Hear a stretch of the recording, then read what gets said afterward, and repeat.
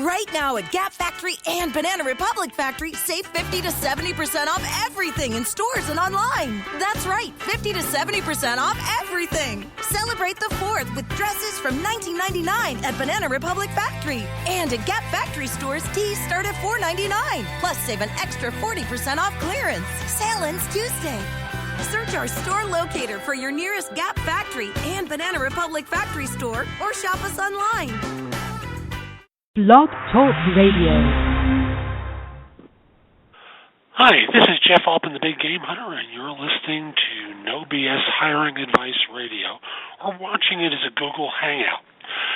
It's a time where I spend about 15 minutes speaking with you about some element of hiring or staffing or recruiting, because I found that often with organizations there are systemic issues that interfere with them doing what they say they want to do, which is hire great talent. So I spend a few minutes once a week talking with you. Generally it's Wednesday at noon about some element of staffing. Now, today's show is brought to you by two sponsors. The first one is Audible. And if you go to audibletrial.com/thebiggamehunter and sign up for a free trial, Audible offers a free audiobook as part of that trial. So again, audibletrial.com/thebiggamehunter. And I know you like audio. You listen to podcasts, right? The other sponsor is consultingassignments.com, which is a site where you can find and fill consulting assignments, full-time consulting positions, temp to perm, and contract hire opportunities worldwide. Posting a job, posting a resume is free. Searching jobs and resumes is also free, as is the ability to contact one another. The only thing this site charges for is if you want to feature a job or a resume. It is... it's ridiculous. It's $10 for 30 days. And if you're going to feature more than one position, the price goes down from there. So, again, consultingassignments.com. Now, this weekend I released an article on LinkedIn that's called Why People Hate Third-Party Recruiters. I'd had an experience last week that triggered the article, and I remembered a conversation I had with an old friend a few weeks before. The conversation with the old friend didn't set off the article, but the one with this recruiter did. Now, just to explain, I work with third-party recruiters sometimes and share fees. So I consider this scenario that I had with this recruiter unfortunately too typical of what you in your role of staffing has to go through. Here's the basic of the scenario. I'm trying to fill a project manager position in Texas. My affiliate sends a resume to me for a product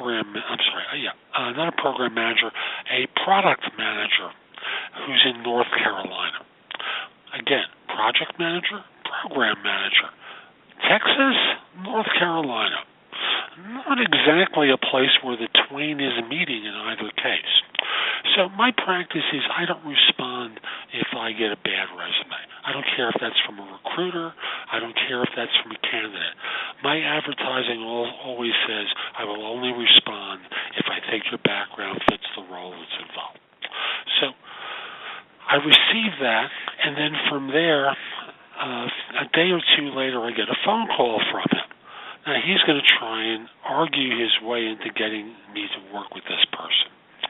So he says, did you see the resume that I sent? Yeah, I wasn't interested. That's why I didn't contact you. That's why I didn't contact the candidate. But he's a product manager, and he wants to work in Texas. I said, well, that's of no concern to my client. Frankly, am I supposed to care? This is a job for a project manager, and they want someone local to where they are in Texas. But, and that was the last word he heard because I hung up at that point, I can only imagine what it's like for you in your job, because I'm not in your role. Most of the third-party recruiters I work with are remarkably competent and very deferential. We respect one another. We work well with one another. And the result winds up being, excuse me, I had to check for a text there. We respect one another in our judgment, because we know our clients better than the other affiliate does. However, I gotta imagine you get this scenario thrown at you all the time, where you're getting argued with by some idiot who doesn't really know what they're talking about, and their basic premise is to get you to talk to the person. I know you'll love them. They're terrific. And what do they really know about this person that they think that you'll love them and think that they're terrific, even though when you stare at the resume, there's nothing there that interests you? There was another scenario from the applicant side where a friend of mine told me he'd gotten a call from a recruiter, and mind you, he's doing well where he is. He's not thinking of changing jobs, but this recruiter calls him up about a job, and the short version of it is, this is a great company, a terrific manager. They have a position. It'll pay you about $25,000 less than what you're earning, and it'll be about a step, maybe 2 steps down from where you are now. This is a great opportunity, a terrific firm. You want to go talk to them. Why? And this happens all the time. And the moronica that comes out of a lot of recruiters' mouths is ridiculous.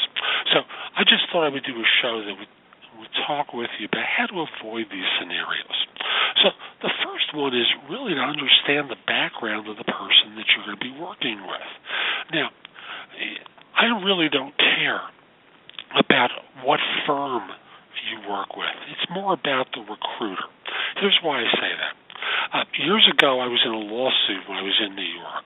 The building owners of a place I was renting were suing me. I was clearly in the right, but what was going on was I had roof rights to this penthouse apartment I had. One of the owners wanted to build an extension to his apartment up on the roof, and he needed about 3 feet of my space. And I said, sure, no problem. I just said, one thing I ask you, for however long I'm here, no window overlooking my property. I don't want to be entertainment for you and your wife. He says, fine, and one day I see a window being framed out, and I insisted the construction stop. Now, we each went to battle, and he hired the best landlord attorney in New York. I hired the best tenant attorney in New York. But he got the junior staff. I got the guy whose name was at the top of the shingle. There was no comparison in service. We destroyed them. Now, that has nothing to do with the case. He just knew some of the shenanigans ahead of time, warned me about them, and we were able to get every harassment scenario dismissed very quickly, get this thing thrown out, and they made a lot of money from it. Sometimes you may be working with a brand name firm, but the junior person in the office. So, it's one thing to have that senior, it's another thing to have the rookie. So what I always encourage firms to do is, before you start giving out specs, take a look at their LinkedIn profile. And yes, it could be a fraudulent profile, but most of the time they don't really think to make that change. So, one of the simple things that you can look for is, how long have they been at their firm? Are they bouncing around from one shop to another, which to me basically signals that they're not really very good, because if they were making money, they would be able to stay where they are. Normally what happens is one of 2 things. Number one is you're getting someone who is leaving right before they get fired because they're not producing, not generating revenue. Or they're getting fired regularly, but they interview well, and they walk into an agency owner who is willing to give anyone a shot because they're cheap, and that shouldn't be your problem. What your problem is to fill jobs and not break people in. Now, even in working with experienced people, I'll use myself as an example. I need to learn how it is you evaluate and assess. I need a little bit of time for me to understand your process, what you're really looking for, and flipping a job description to me has no meaning. And one of the people who commented after that article I wrote called Why People Hate Third-Party Recruiters, wrote to me about an interview that she had gone on, scheduled by a recruiter, and she pointed out it was a waste of her time. She had seen a job description. She was a non-digital marketing person, and buried in the spec was one reference to digital marketing. And she went on the interview and discovered it was really a digital marketing job. No one could have known that. And often what happens is the recruiter gets a spec, isn't able to get the client on the phone, just starts running off to find someone who fits the job. And as a result, in this case, as I suggested to her, it may not have been the recruiter's fault per se, except that they sent you on an interview without testing some assumptions there. Where the fault was a job description given to that recruiter that was shabby. And you're asking them to work on something that suggests something different. So, for me, I always ask for some time scheduled before I start working in order to make sure that what I'm being given, if you're watching on video, you can see I'm holding up my hand to represent a sheet of paper. Matter of fact, I'll hold up a sheet of paper. If what I'm given actually reflects what it is you're looking for. I know sometimes hiring managers send a previously approved rec in to get it approved, knowing that they can do whatever they want once it's approved. This one's gotten approved before. And, I always encourage folks, just lay it out simply to us. We're not there to annoy you or aggravate you. What we're there to do is to fill positions, do it well, make it easy for you, and collect a fee. We want to get paid. And if all that happens is we annoy you, we know we're not going to get paid. And if we don't know that, you are obviously working with an idiot. So the first time that someone starts to argue with you, I just want to suggest a very simple strategy. And that is to simply say, you don't know me, but I just want to tell you one thing. If you ever argue with me again, that'll be the last conversation we ever have. I clearly know what I want. You don't. And you haven't given it to me here. So just be that blunt with them, and you will scare the bejesus out of them. So, again, go to the LinkedIn profile. Look at the background of the individual. See how long they've been there. If there's a reference to the type of jobs that he or she works on, are they in line with what you look for? How many endorsements or testimonials do they have about their work? Now, I know I get a ridiculous number by comparison to most folks. So you can't compare me to that. But if they have 1 or 5 or they're in low single digits, it tells you something. They're a rookie. Do you want to work with a rookie? That's your choice. But at least you know what you're getting into. With someone like me who has hundreds of them, close to 1,000, I think, in most categories. I think in a few I'm over 1,000 endorsements in several categories. And then there's the written testimonials where people have long-form stuff about what I've done. It just speaks volumes for what my experience is and how it's been received. Now, I also want to say in advance, I'm not perfect, and other recruiters aren't going to be perfect. So you have to cut a little bit of slack, but you know where the slack should be.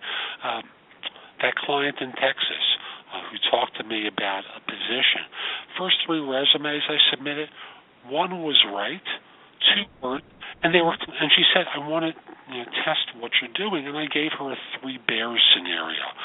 Too much, too little, 1 in the middle, and the one I thought wasn't going to be right was right.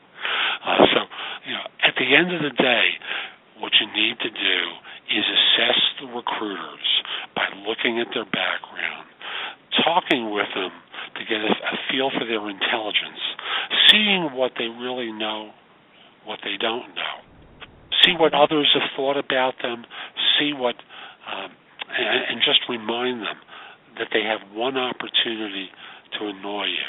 If they ever do it after that, they're done. So I'm Jeff Altman. Hope you find this helpful. If you did, I want to encourage you, come over to my website, which is thebiggamehunter.us, and go exploring. I have more content there that will help you with staffing, with recruiting, and such. And I also want to say, if you need help with it, I'd love to help you. Send me an email at jeffaltman@thebiggamehunter.us.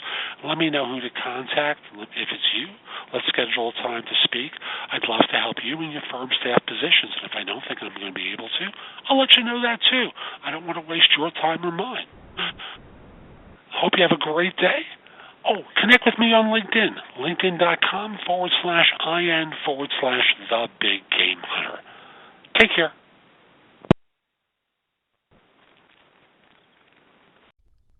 Why do I use ParkWiz? Because I like knowing I won't need to search for parking and then overpay when I find it. ParkWiz makes it easy to book a space right where I need it at up to 50% off regular rates. Get the app and start parking awesome with ParkWiz. Right now at Gap Factory and Banana Republic Factory, save 50 to 70% off everything in stores and online. That's right, 50 to 70% off everything. Celebrate the 4th with dresses from $19.99 at Banana Republic Factory. And at Gap Factory stores, tees start at $4.99. Plus, save an extra 40% off clearance. Sale ends Tuesday. Search our store locator for your nearest Gap Factory and Banana Republic Factory store or shop us online.